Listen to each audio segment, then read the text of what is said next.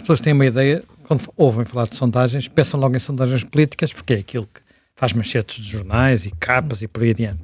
Na verdade, nós temos sondagens por todo lado, não é? Eu não sei se vou dizer um disparate, mas está aqui gente que me pode corrigir. Mas eu creio que a maior empresa de sondagens do país chama-se Instituto Nacional de Estatística, que faz uma quantidade permanente de sondagens, portanto, habitualmente nós chamamos isso inquéritos, mas, por exemplo, o inquérito ao emprego, a taxa de desemprego, por exemplo, não é calculada porque sabendo que todas as pessoas estão desempregadas. É calculada de acordo com inquéritos que naturalmente são muito robustos, muito sólidos, muito bem feitos, mas que não impede que de vez em quando não existam erros.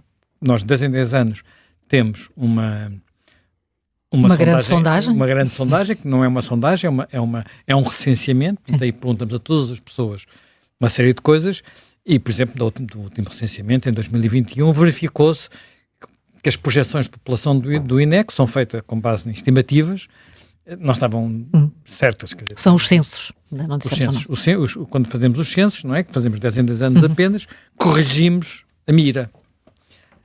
As eleições também são um bocadinho, enfim, dizer que é uma correção de mira é um bocadinho exagerado, mas de alguma forma há eu diria, tu fizeste a pergunta, as sondagens enganam-se, eu diria que as sondagens enganam-se desde sempre, e eu talvez até arriscasse que vão se enganar mais do que era costume.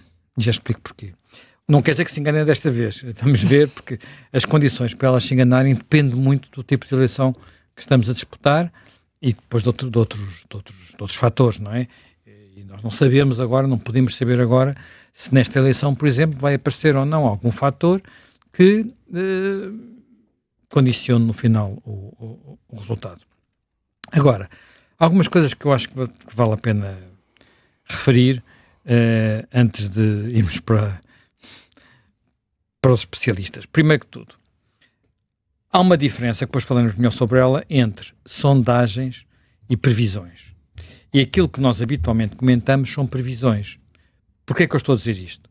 Porque as sondagens vêm sempre com um número, por exemplo, no caso das sondagens políticas, com um número de indecisos que pode variar um bocadinho, indecisos, e depois há outros que são ainda mais difíceis de avaliar, que são as não respostas, ou as pessoas que se recusam a responder, que não acontecem em muitas outras sondagens, quer dizer, ou muitos outros estudos de opinião, mas que nas sondagens políticas acontece, quer dizer, se eu perguntar a alguém se ela está a consumir dois produtos diferentes daqueles habituais, não é?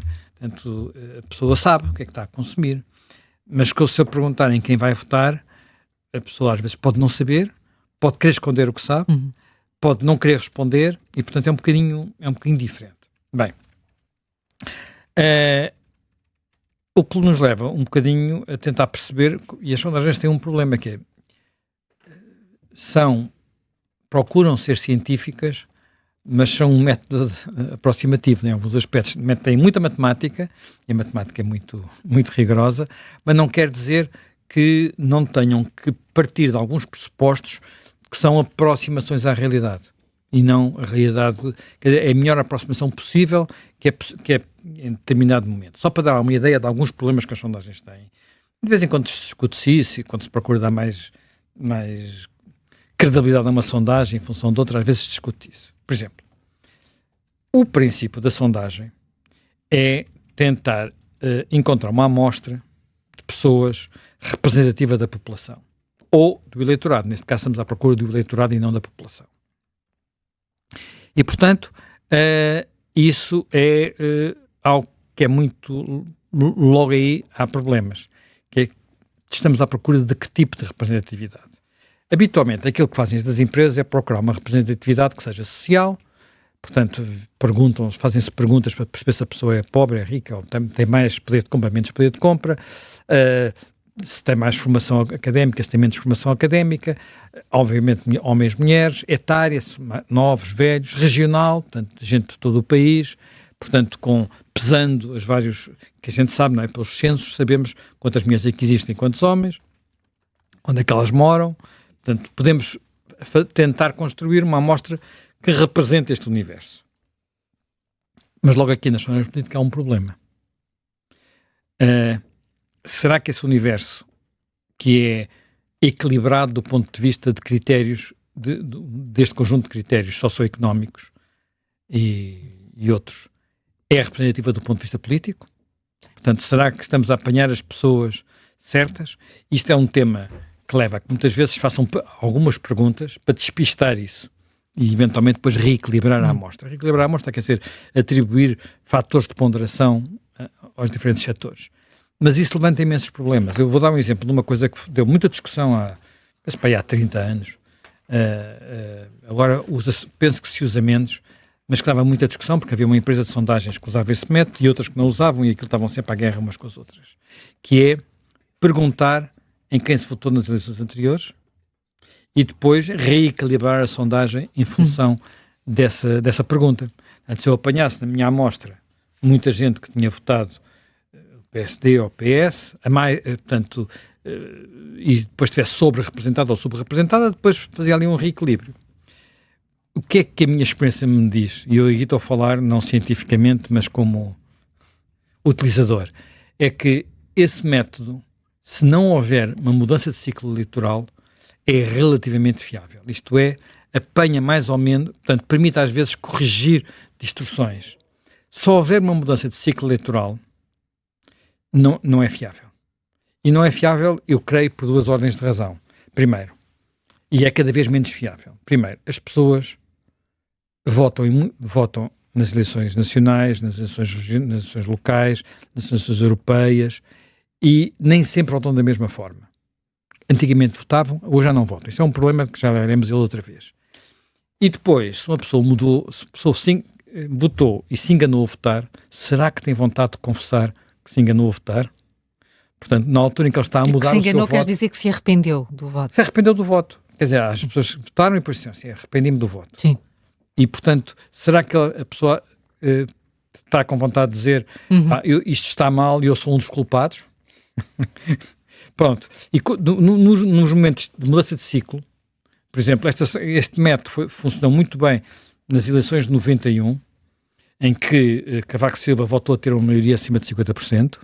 Funcionou, foi um desastre completo nas eleições de 95, em que o PSD perdeu o PS. Portanto, quando se brincava que ninguém tinha votado em Cavaco Silva, não é? Exatamente. Em que ninguém conhecia ninguém que tivesse votado em Cavaco Silva. Pronto. Isto estou a falar apenas de um problema. Depois há muitos outros problemas na construção da amostra e na maneira de recolher os dados. Por exemplo, uma das coisas muito típicas e muito que está acima da discussão é: vamos recolher os dados por simulação de voto em urna ou de outra forma? Portanto, é que o entrevistado tem que confessar, entre aspas, ao entrevistador, portanto, ao inquiridor, em quem vai votar. E discutiu-se muito se isto era ou não algo que inibisse as pessoas de serem verdadeiras. Pronto. E atualmente há enfim, eu não tenho estudos, por assim dizer, para saber se este método, apesar de tudo, prova melhor ou não que os outros. Este método, por regra, é mais caro, portanto, obriga a uma sondagem presencial, portanto, e não telefónica. Mas mesmo as sondagens telefónicas, eu já não sei como é que isto é feito, porque eu antigamente segui isto muito perto, agora já não sigo. Quando começou a haver menos telefones fixos e as pessoas passarem para os telefones, para os telemóveis, houve aqui um problema de adaptação, porque há uma questão que é muito óbvia: se eu quero fazer uma sondagem com equilíbrio regional, se tiver ali, como os telefones fixos estão distribuídos, são fixos, não é? Eu sei que se estou a ligar para aquele indicativo é daquela região, se estiver a ligar para aquele indicativo é de outra região. Com os telefones móveis eu não sei. Portanto, tenho que encontrar uma metodologia para compensar isso. Depois há muitas sondagens já mais modernas que usam a sondagem online. Eu confesso que não sei como é que isso é feito em termos de metodologia para evitar aquilo que nós sabemos das sondagens online, que são feitas espontaneamente. Que as pessoas chegam lá, votam 1, 2, 3, 4, 5, 10 vezes, ou encontram maneiras de levar os amigos a votar, e sabemos que isto acontece em muitos inquéritos online, que às vezes os jornais promovem e dizem, isto não é científico, não liga, é mais uma questão de reação. Portanto, mas só estou a dar aqui alguma ideia do tipo de problemas que isto pode existir. Por exemplo, uma outra coisa que eu percebi-me durante a minha experiência é que a sondagem telefónica, e eu não tenho uma boa explicação para isto, a sondagem telefónica era quase tão certeira como a sondagem presencial, não se conseguia encontrar grandes diferenças em eleições nacionais. Quando íamos para eleições locais, por uma razão, quando a sondagem telefónica tendia, pelo menos nos casos que eu segui mais de perto, tendia a sobrevalorizar o incumbente, portanto o Presidente da Câmara, que estava, em desfavor da oposição. Eu não faço ideia porque, se calhar as pessoas achavam, estão-me a ligar para casa, é que eu tenho aqui, está próximo, ele se calhar sabe quem eu sou, não tenho... Tem o meu número. Tem o meu número, portanto... Mas aconteceu isso, uma altura, eu na altura trabalhava mais disso, e a certa altura sempre, nós não vamos poder continuar, era a sondagem. São as sondagens que se enganam mais, atenção. As autárquicas. São as autárquicas. Há um caso, enfim, uma noite eleitoral que acabou com a admissão de António Guterres, que ele estava à espera de um resultado e isso é completamente diferente, não é? Nenhuma sondagem deu Vitória Santana Lopes em Lisboa, nenhuma do Rui Rio no Porto, nenhuma de Fernando Seara em Sintra, só para dar alguns exemplos, e houve mais, não é? Portanto, e foi assim, estamos a falar de... Demos a aproximação. A derrota da Edith Estrela. Chegaram a dar a derrota de Edith Estrela. Eu lembro de nós falarmos sobre isso quando demos a sondagem, que tu ficaste perplexo. Eu por acaso, olha, já não me lembrava disso e por acaso este livro aqui do Paixão Martins não fala, diz que nenhuma tinha dado e portanto eu já não me... Deixem-me dar nomes às vozes. Pedro Magalhães, investigador, coordenador do Instituto de Ciências Sociais da Universidade de Lisboa, e Ricardo Reis, diretor do Centro de Estudos e Sondagens de Opinião da Universidade Católica, os dois especialistas de que falávamos. Mas algumas das coisas que eu estou aqui a revelar são conversas que nós tivemos quando eu trabalhava com o Pedro Magalhães e com o Ricardo Reis. Agora, o observador, até porque isto é que é um problema, o observador não faz sondagens, são muito caras as sondagens. Fazer sondagens é muito caro, portanto, e às vezes, quer dizer, fazer boas sondagens é muito caro. Há umas que são mais baratas. Não, atenção. Eles estão com ar, é o preço justo, é o que eles estão a dizer. Não, estou a dizer, é muito dinheiro, pronto, não digo que seja muito dinheiro, é muito dinheiro. É muito dinheiro se quisermos sondagens com rigor. Por exemplo, há umas sondagens que eu já não sei em que órgão de informação é que estava quando acompanhei, portanto, não sei se era Público ou Expresso, em que houve uma altura que fizemos e desistimos rapidamente, que era meter perguntas políticas em sondagens chamadas sondagens ómnibus, que são sondagens que vão perguntar o que é que as pessoas estão a consumir, Colgate ou Palmolive, essas coisas assim. E, portanto, no meio daquilo, mete-se mais duas perguntas sobre política e aquilo sai a um preço de saldo. O problema destas sondagens é que a fiabilidade daquilo, quer dizer, as pessoas estão ali a dar respostas sobre umas coisas e depois, de repente, metem-lhe umas perguntas políticas e é um problema. Ora bem, eu já estou a falar muito e temos aqui pessoas que sabem muito mais do que eu. Deixa-me só acrescentar duas outras coisas que acho relevantes sobre isto. Primeiro aspecto. Porque é que eu disse à entrada que me parece... Sim. Um detalhe que eu acho delicioso. Aliás, na altura eu estava no Público até pedi para fazerem uma reportagem. Um dos problemas que há na recolha dos dados em sondagens presenciais, isto parece uma coisa muito lana caprina, que é, e que foi piorando com o tempo, que é, eu faço uma sondagem presencial, portanto escolho as zonas da cidade ou as zonas do país onde vou fazer essa sondagem presencial. O que é que eu preciso? E depois aquilo tem uma regra, por exemplo, tem regras sobre quantas portas é que eu bato à porta, de quantos andares em quantos andares, aquilo tem umas regras para ser rigoroso. Problema, e se ninguém abrir a porta? Estamos num fim de semana, antigamente as portas estavam abertas, hoje a maior parte das portas estão fechadas, nos prédios. Por exemplo, uma zona onde antigamente, não sei se ainda era assim, a Universidade Católica com que eu trabalhava fazia sondagens era na freguesia do Parque das Nações. Portanto, prédios novos e tal. Porque é que fazia lá? Porque é uma freguesia para tentar evitar aquele problema de representatividade política, um dos métodos usados era, agora se calhar já não é, portanto, era ir às chamadas freguesias tipo, que são freguesias em pequenino, que têm uma votação próxima da votação nacional. Aliás, esse método ficou famoso porque houve uma eleição antes de haver essas sondagens de boca de urna, houve uma noite eleitoral em que uns especialistas que estavam numa das televisões a olhar para as freguesias tipo acertaram no resultado mais depressa que outras pessoas. Mas isto foi há muitos anos. Não havia as sondagens de boca de urna. Mas há muitos problemas aqui. Por exemplo, se estivermos longe do período eleitoral, há muitas pessoas que não estão a pensar ainda em quem vão votar. Há aquelas que têm o seu partido e que são muito ligadas a um partido e que estão sempre ligadas à política, mas são uma minoria. Isto dá, em regra, um número de pessoas que não respondem, que recusam sequer atender o telefone enormíssimo. Como é que eu sei se estou a apanhar ou não uma amostra politicamente representativa quando isto me acontece? Posso não estar. Sobretudo num tempo, e vamos ao ponto de ver cada vez mais indefinição, num tempo em que, olha, eu diria que a clubite partidária tem vindo a cair, portanto as pessoas já não têm. Isto era uma coisa muito habitual, por exemplo, ainda é em alguns países onde eu tenho, olha, nos Estados Unidos as pessoas inscrevem-se, eu sou republicano, eu sou democrata, de vez em quando mudam, não é? Ou sou independente, mas, quer dizer, no Reino Unido, sei lá, havia famílias que há gerações que eram trabalhistas, ou há gerações que nunca foram outra coisa, e não era só uma pessoa, eram famílias, aquilo era assim. É a mesma coisa, por exemplo, em países onde, com grande influência dos sindicatos, relação com os sindicatos, sei lá, uma Alemanha, em que isso também... E, de repente, o que aconteceu é que estas ligações estão a dissolver-se. Há mais volatilidade nos eleitores, podem trocar mais facilmente de partido. Isso então ainda é mais verdade em eleições menos representativas, não é? Umas europeias ou até umas presidenciais, em que a lógica é outra. E...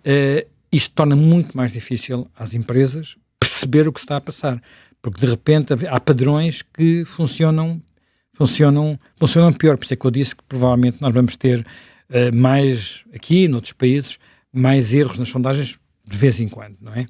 Portanto, que apesar de tudo, a maior parte das vezes elas dão-nos uma ideia de quem ganha e quem perde, quando há uma grande falhança que toda a gente fala do assunto, não é? Há novos partidos também, quer dizer, estes partidos todos não apareceram em Portugal, mas apareceram antes noutros países da Europa. Isto perturba imenso a capacidade de encontrar tendências, porque, apesar de tudo, as empresas foram percebendo a natureza, o tipo de eleitor de cada um dos partidos, não é? Portanto, até com o tipo de estudos. E já agora só uma nota. As eleições, nós às vezes dizemos, está bem, mas vocês enganam-se muito nas eleições, nas sondagens pré-eleitorais, e depois boca das urnas elas são mais certeiras. É verdade, muito mais é verdade, mas aqui há um aspecto que é importante, que é, primeiro, eu, numa sondagem de boca das urnas, já não tenho, as pessoas já votaram. Portanto, eu faço perguntas a pessoas que já votaram. Não há o problema da memória, há muito menos recusas, e portanto não tenho não há os indecisos, não é? Depois, as amostras de tendência muito maiores. Portanto, no outro dia vimos nos Açores aqui a Universidade Católica fez uma amostra que era 10% da população. Dos eleitores. Dos votantes, aliás. Dos votantes, 10% dos votantes. De quem que é uma brutalidade, não é? É uma coisa que não acontece nunca, não é? Em sondagens pré-eleitorais. Bem, eu só antes de acabar tenho que deixar ficar aqui uma coisa para eles falarem um bocadinho, que é o problema dos indecisos. Quer dizer, sim, se nós tivermos... Aqui dos problemas indecisos há um problema das empresas e um problema nosso, jornalistas. Qual é o problema dos indecisos? Eu, se publicar uma sondagem com indecisos, puser os grandes números como indecisos, o que é que ela me dá? Vamos pensar numa destas recentes que estão por aí, que estão a dar, por exemplo, 29-29, ou 30-29, ou 29-30 à AD e ao Partido Socialista. Se eu colocar os números antes da distribuição dos indecisos, o que aquilo dá é 21-22 para cada um desses partidos. Ora, um eleitor comum olha para aquilo e diz, o que é isto? Estes partidos têm só 20%? Não é isso que vai acontecer. Porque quando chegar na noite eleitoral vão sair votos sem indecisos. Portanto, agora, as últimas sondagens já apontavam talvez para 20-25% de indecisos. O que é que eu faço a essas pessoas? Primeiro, serão verdadeiros? Aparentemente, até pode estar subestimado. Nas últimas eleições, por exemplo, as sondagens pós-eleitorais, portanto aquelas de 2022, indicam que na última semana havia praticamente um quarto das pessoas ainda estavam indecisas. Só decidiu o seu voto na última semana ou nos últimos 2 dias. Estamos a falar de uma percentagem imensa. Portanto, isto permite mudar tudo, não é? O que é que eu faço com isso? Eu no dia estava a ler um texto de uma empresa de sondagens em que dizia, nós agora já não damos projeções. A projeção é depois de retirar os indecisos. Nós agora já não damos projeções, só damos resultados brutos. Mas os jornais o que é que fazem com os resultados brutos? Pegam na projeção e aplicam uma regra 3 simples, metem aquilo numa folha de cálculo, aplicam uma regra 3 simples, distribuem proporcionalmente os indecisos aos votos declarados. Isto tem inúmeros, quer dizer, isto é se calhar a forma menos problemática de o fazer, mas tem inúmeros problemas, porque nós não sabemos se os indecisos têm ou não as características idênticas ao resto do eleitorado. E muitas vezes não têm. E muitas vezes não têm. Esse é um dos problemas mais difíceis de resolver no tema das sondagens, e talvez eles possam ajudar-nos a dizer como é que vão fazendo para resolver esse problema, porque nós podemos pesá-los de maneira diferente, olhar socialmente para eles. E depois dizer assim, olha, um trabalhador rural tendencialmente vota assim. Tenho aqui 3 indecisos que são trabalhadores rurais, vou distribuir a sua intenção de voto de acordo com os outros trabalhadores rurais. Estou a exagerar, não é? Estou a dar um caso muito pequenino. De acordo com os outros, ou funcionário público, ou o que tu quiseres. E nem sempre as coisas são assim. Isto é uma hipótese, apenas uma hipótese. Em várias sondagens, as várias empresas têm usado métodos diferentes. Depois, o outro problema, de facto, tem a ver com a forma como nós, jornalistas, apresentamos as sondagens. Há uma coisa que está a começar a desaparecer, mas não desapareceu completamente, e que eu há muitos anos me enerva muito, que é empresas, órgãos de informação, que apresentam sondagens com arredondamento até às décimas. Eu vi casos de centésimas, agora já não aparecem centésimas, e depois escrevem textos com variações de 0,2% ou 0,3%. Isto não existe, porque a margem de, quer dizer, o que é a margem de erro? A margem de erro é uma fórmula matemática que diz que uma amostra daquele tamanho, para eu ter a certeza que aquilo corre daquela maneira, o resultado vai ficar 3 pontos acima, 3 pontos abaixo, vai ficar neste intervalo. O que é completamente diferente de eu dizer que é aquele resultado à décima.